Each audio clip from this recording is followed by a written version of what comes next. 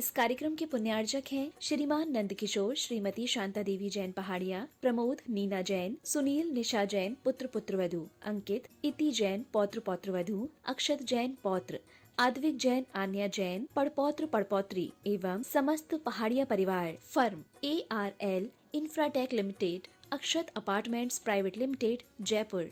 श्रीमान नरेंद्र कुमार जी, श्रीमती पुष्पा देवी जी, श्रीमान सुरेश कुमार जी, श्रीमती ललिता देवी जी, श्रीमान प्रदीप कुमार जी, श्रीमती मंजू देवी जी, श्रीमान अनिल कुमार जी, श्रीमती संजू देवी जी, रेहाबाड़ी, गुवाहाटी, असम।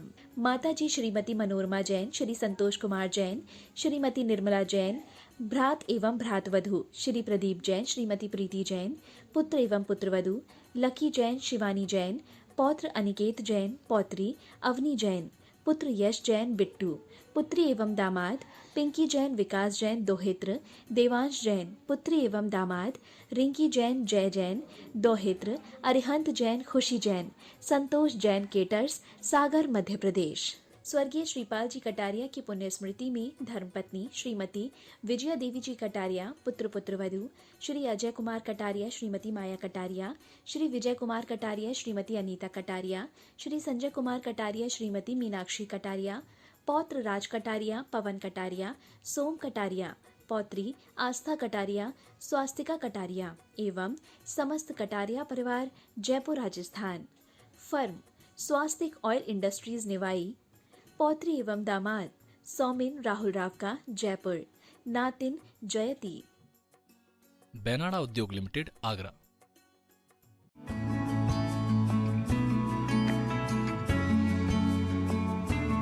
जय जिनेन्द्र नमि ऊर्णवर्धमानं परमपाणं जिनं तिसुद्धेन वोच्छामिरयणसारं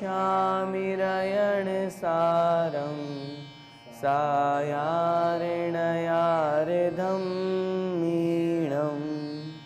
पंच परमेष्ठी भगवान की जय। द्वादशांग जिनवाणी माता की जय। आचार्य भगवंत श्री कुंद कुंद स्वामी भगवान की जय। आचार्य भगवंत श्री विद्यासागर जी महामुनिराज की जय। परम पूज्य गुरुदेव निर्यापक श्रवण मुनि पुंगव श्री सुधा सागर जी महाराज की जय। अढ़ाई द्वीपस्थ समस्त महामुनिराजों की जय। आचार्य भगवान कुंद कुंद स्वामी द्वारा विरचित रयणसार ग्रंथ का हम स्वाध्याय कर रहे हैं। देखिए आचार्य महाराज कैसे उस निर्माल्य के उपभोग करने वाले के लिए संसार में अनेक दुख दर्द की ही प्राप्ति होती है, ये बता रहे हैं। गाथा क्रमांक 33। पुत्कलत विदूरो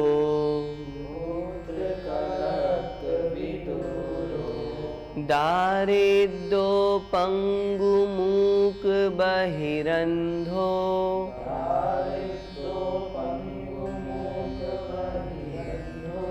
चांडालादिकुजादो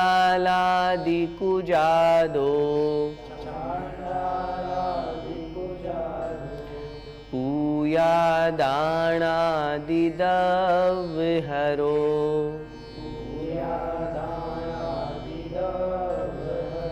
बोलिए। पुत्कलत विदूरो दारिद्रो पंगुमूक बहिरंधो चांडालादिकुजादो पूयादानादिदवहरो। आचार्य महाराज कह रहे हैं, जो पूजा आदि के द्रव्य को और दान आदि के द्रव्य को अपहरण कर लेता है, चुरा लेता है, स्वयं के निजी उपयोग में ले लेता है, वह कैसा बनता है? पुत्कलत विदूरो। पुत्र अर्थात पुत्र, कलत्र अर्थात स्त्री पत्नी, विदूरो अर्थात रहित। संसार में चूंकि उसे दुख ही मिलना है, इसलिए वह पुत्र और पत्नी आदि से रहित होता है। खूब कोशिश कर ले, खूब मेहनत करता है, तो भी इन सब सुखों की प्राप्ति उसे नहीं हो पाती। दारिद्रो दरिद्रता को प्राप्त होता है। आगे कह रहे हैं पंगु मूक बहिरंधो। पंगु अर्थात लंगड़ा बनता है, बहिर अंधो, बधिर मतलब न सुनने वाला बहरा बनता है और अंधो मतलब अंधा भी बन जाता है। और कैसा बनता है?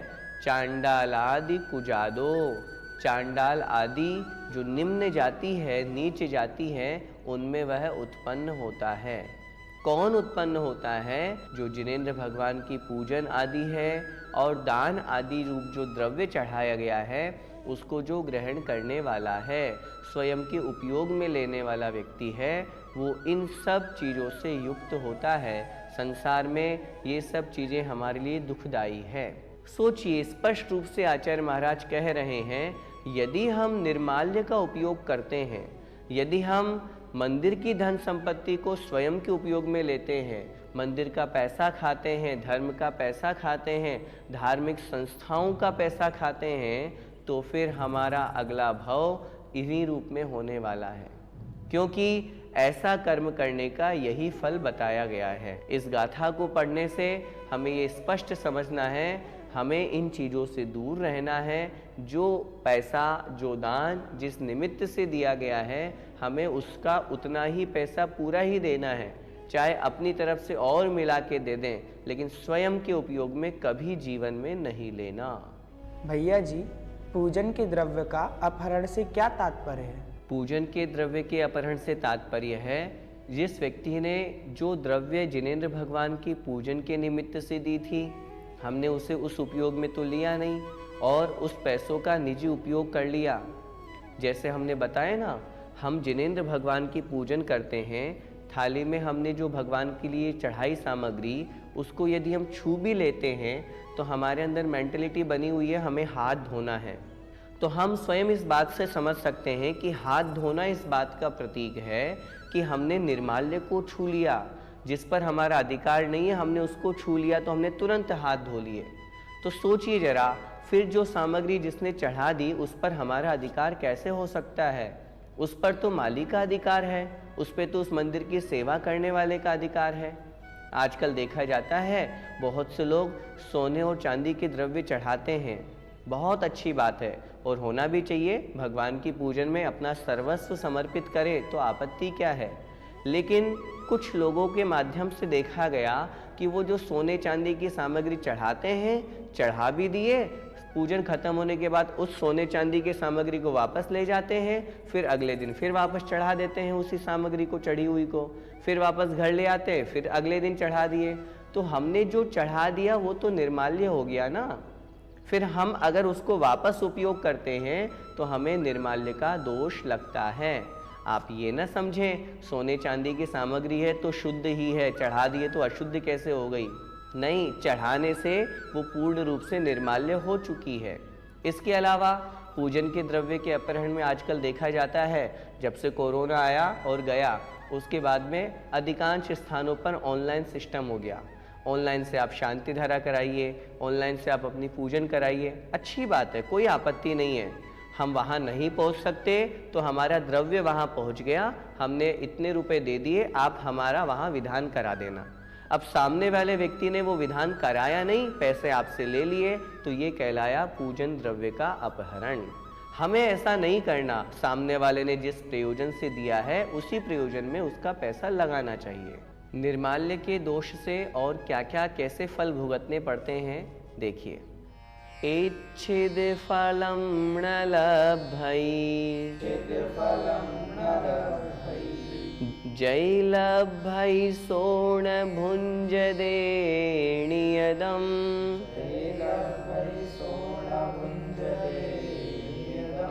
वाहीण मायरोसो ऊयादाणाइदवहरो।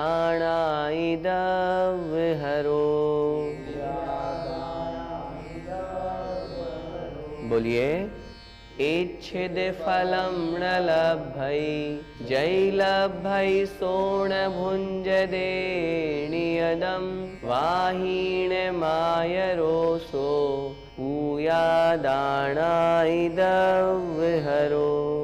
अर्थ देखते हैं।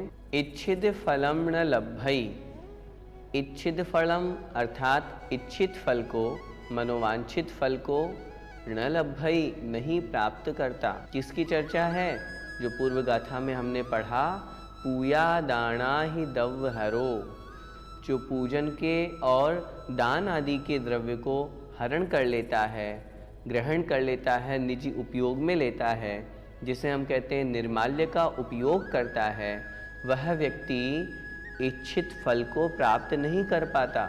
और साथ में जयी लभई, जयी मतलब यदि, लभई अर्थात प्राप्त कर भी लेता है तो सोर्ण भुंजदे नियदम, वह उस फल को निश्चित रूप से भोग नहीं पाता।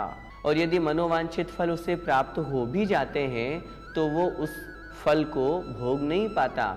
उसके शरीर में कोई बीमारी हो जाती है, उसकी अवस्था ऐसी हो जाती है, सब कुछ है, भोग सामग्री सब कुछ है, लेकिन फिर भी नहीं भोग पा रहा। क्यों? उसका लिए कहा गया है सो वाहीन मायरो। सो मतलब वह व्यक्ति व्याधियों का आकर है, आगर अर्थात घर। उसका शरीर बीमारियों का घर बन जाता है। सब कुछ वो चाहता है, जीवन जीना चाहता है, घर, पुत्र, मकान, संपत्ति सब कुछ है, लेकिन बीमारी हो गई, बेड रेस्ट बता दिया डॉक्टर ने, अब कुछ नहीं कर सकते। क्यों? पहले ऐसा कर्म किया था, उसका ये फल भोगना पड़ रहा है। इस गाथा में भी आचार्य महाराज यही कह रहे हैं, हमें निर्माल्य का उपभोग नहीं करना। जो करता है देखो उसकी स्थिति कैसी होती है। वो अपने इच्छित फल को, मनोनुकूल वातावरण को किसी को भी प्राप्त नहीं कर पाता। और यदि कदाचित किसी का थोड़ा बहुत पुण्य उदय में आ जाए और वो कर भी लेता है तो फिर वह उसका उपभोग नहीं कर पाता। वह व्याधियों का घर बन कर के रह जाता है, बीमारियों से ग्रसित हो जाता है और अपना पूरा जीवन उस सेवा में ही, दूसरों की सेवा कराने में ही निकाल देता है, खुद उसका उपभोग नहीं कर पाता। भैया जी, दान के द्रव्य का उपभोग स्वयं के लिए करने में इतना बड़ा पाप क्यों बताया है? कहते हैं दुनिया में सबसे बड़ा पाप है विश्वासघात करना। और ये विश्वासघात ही तो है। सामने वाले व्यक्ति ने जिस निमित्त से पैसा दिया है, हमने उसके विश्वास को तोड़ दिया। उसने तो धर्म के लिए दिया था, उसने तो मंदिर बनवाने के लिए दिया था, उसने तो भगवान की पूजन करने के लिए दिया था, और हमने वहाँ नहीं लगा करके स्वयं के उपयोग में ले लिया। और दूसरा सबसे बड़ा पाप है धर्म के प्रति घात करना, विश्वास का समाप्त करना।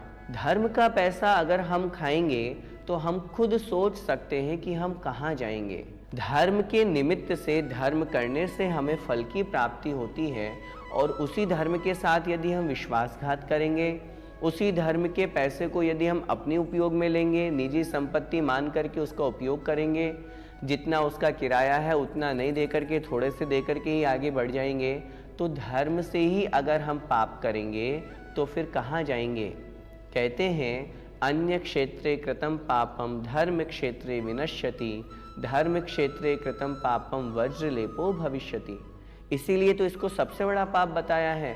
हम धर्म करके पाप को धोते हैं, और अगर कोई धर्म को ही पाप का आश्रय बना ले, धर्म में ही पाप कर रहा है, तो फिर वह तो निश्चित रूप से पापी ही कहलाता है और ऐसे ही दुखों को प्राप्त करता है।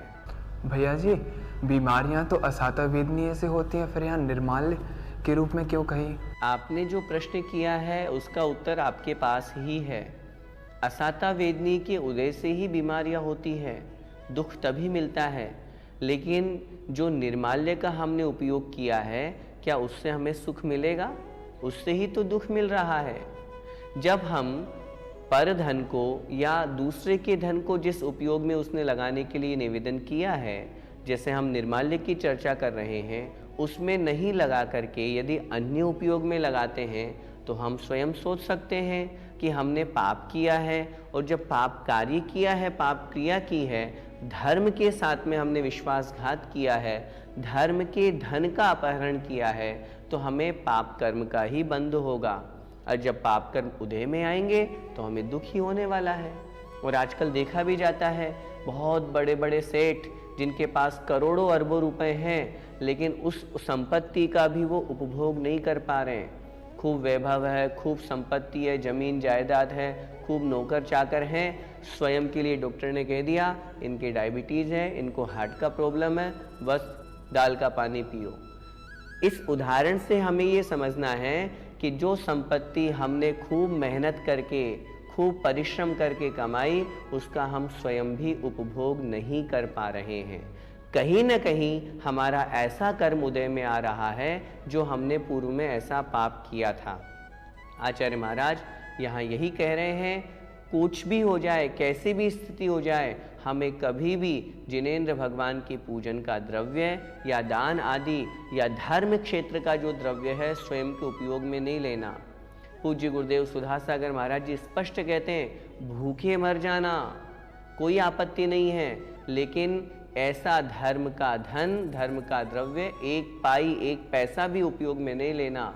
यहाँ तो भूखे मरेंगे तो थोड़ा सा कष्ट होगा, और यदि उस धर्म के धन को हमने उपयोग में ले लिया, निर्माल्य को हमने भोग लिया, तो जन्म जन्मांतरों तक, भवों भवों तक दुख भोगने पड़ेंगे, नरक तिर्यंच गति के दुख भोगने पड़ेंगे। इसलिए यहाँ ये कहने का उद्देश्य डराना नहीं है, सिद्धांत को बताना है, हम सब उस पाप से बचें। आचार्यों का उद्देश्य यही है, हम इस पाप से बच करके पुण्य की क्रिया में लगे, दान आदि की क्रिया में लगे, यही मुख्य उद्देश्य आचार्य महाराज का है। तो आज की कक्षा में हमने जो 2 गाथाएं पढ़ी, उससे हमने क्या समझा? बहुत महत्वपूर्ण नियम और सिद्धांत अपने जीवन का बनाएं। हमें अपना जीवन बड़ी ईमानदारी के साथ में जीना है। कभी दान करने का अवसर मिले, कभी नहीं, प्रतिदिन दान करने का हमें अवसर मिलता है, हमें प्रतिदिन दान करना चाहिए। और यदि कहीं पर हम संस्था में काम कर रहे हैं, मंदिर में हैं, वहाँ पूजन पाठ प्रतिष्ठा आदि की कोई बात आती है और कोई अपनी संपत्ति वहाँ देना चाहता है, कुछ रुपए देना चाहता है, हमारा परम कर्तव्य है हम उसका रुपए उस रूप में जमा कराएं। यदि हम उसको अपने उपयोग में लेंगे तो निर्माल्य का दोष लगता है, और निर्माल्य का दोष बहुत बड़ा पाप है। मैं आप सभी से निवेदन करता हूँ, हम आज ही संकल्प लें, हमें कभी भी जीवन में निर्माल्य का उपभोग नहीं करना। कितने परम कृपालु और दयालु अपने आचार्य महाराज हैं जो हमें समझा रहे हैं। यदि हम उपयोग करेंगे तो हम खुद जाने इसका ये फल मिलेगा। हम क्या चाहते हैं ये हमारे ऊपर डिपेंड है। हम नहीं चाहते हम गूंगे बहरे लूंगे बने, हम नहीं चाहते हम नरक तिर्यंच गति के दुख भोगें। हम तो सांसारिक सुखों को प्राप्त करते हुए, वो भी भावना नहीं है, अपने आप पुण्य के उदय से वो प्राप्त होंगी। लक्ष्य एक ही है, मुझे मोक्ष सुख की प्राप्ति हो। इसलिए हम उस पाप से बच के दान रूप पुण्य धर्म को अपनाएं। इसी मंगलमय भावना के साथ बोलिए द्वादशांग जिनवाणी माता की जय। जय जिनेंद्र।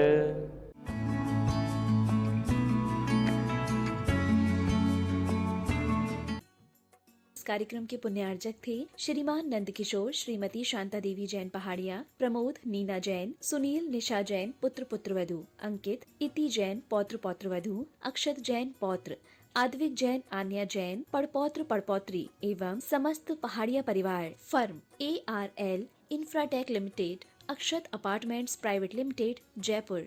श्रीमान नरेंद्र कुमार जी, श्रीमती पुष्पा देवी जी, श्रीमान सुरेश कुमार जी, श्रीमती ललिता देवी जी, श्रीमान प्रदीप कुमार जी, श्रीमती मंजू देवी जी, श्रीमान अनिल कुमार जी, श्रीमती संजू देवी जी, रेहाबाड़ी गुवाहाटी असम। माता जी श्रीमती मनोरमा जैन, श्री संतोष कुमार जैन, श्रीमती निर्मला जैन, भ्रात एवं भ्रातवधु श्री प्रदीप जैन, श्रीमती प्रीति जैन, पुत्र एवं पुत्रवधु लकी जैन, शिवानी जैन, पौत्र अनिकेत जैन, पौत्री अवनी जैन, पुत्र यश जैन बिट्टू, पुत्री एवं दामाद पिंकी जैन, विकास जैन दोहित्र, देवांश जैन, पुत्री एवं दामाद रिंकी जैन, जय जैन दोहित्र, अरिहंत जैन, खुशी जैन, संतोष जैन केटर्स, सागर मध्य प्रदेश। स्वर्गीय श्रीपाल जी कटारिया की पुण्य स्मृति में धर्मपत्नी श्रीमती विजया देवी जी कटारिया, पुत्र पुत्रवधु श्री अजय कुमार कटारिया, श्रीमती माया कटारिया, श्री विजय कुमार कटारिया, श्रीमती अनीता कटारिया, श्री संजय कुमार कटारिया, श्रीमती मीनाक्षी कटारिया, पौत्र राज कटारिया, पवन कटारिया, सोम कटारिया, पौत्री आस्था कटारिया, स्वास्तिका कटारिया एवं समस्त कटारिया परिवार, जयपुर राजस्थान।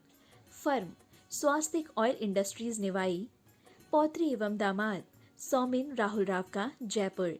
नातिन जयती। बेनाडा उद्योग लिमिटेड, आगरा।